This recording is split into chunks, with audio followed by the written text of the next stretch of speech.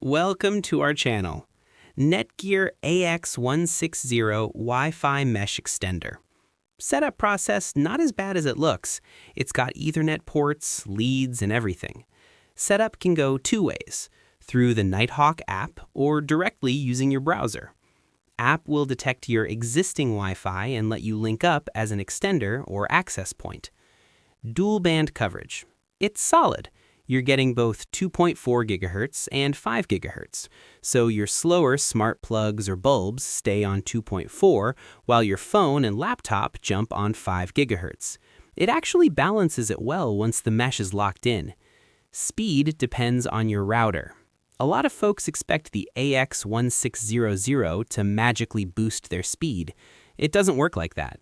It extends what your main router already puts out. So if your router is weak, this won't suddenly make it lightning fast. Mesh mode versus extender mode. If you're using a newer Netgear router that supports mesh, enable mesh mode. That way you keep one Wi-Fi name across the house. If your router's older, go with extender mode. LED indicators. Don't ignore them. Those little lights aren't for show. When you plug it in, wait for the link LED to turn solid. If it's red or amber, move it closer to your main router.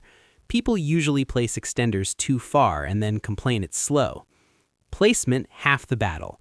Stick it roughly midway between your router and the dead zone.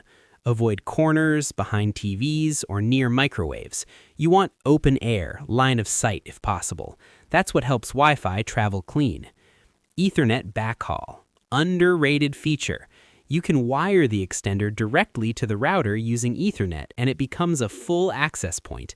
If your walls are thick or you've got multiple floors, do this. You'll get the most reliable speeds. Firmware updates. Don't skip this. Before you start using it daily, go into the Nighthawk app or the web interface and check for updates. Netgear pushes stability fixes often. Skipping that step is why some people face random disconnects. Performance in real-world use.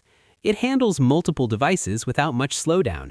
You'll still see a slight dip in download speeds on the extended network compared to the main one, but not enough to ruin streaming or gaming. Final takeaway, it's worth it if placed right. The AX1600 isn't some magic Wi-Fi miracle box, but if your router is decent and you set this up correctly, it kills those annoying dead spots. You'll get solid range, good throughput, and no more buffering in the corners of your home. Thank you for watching.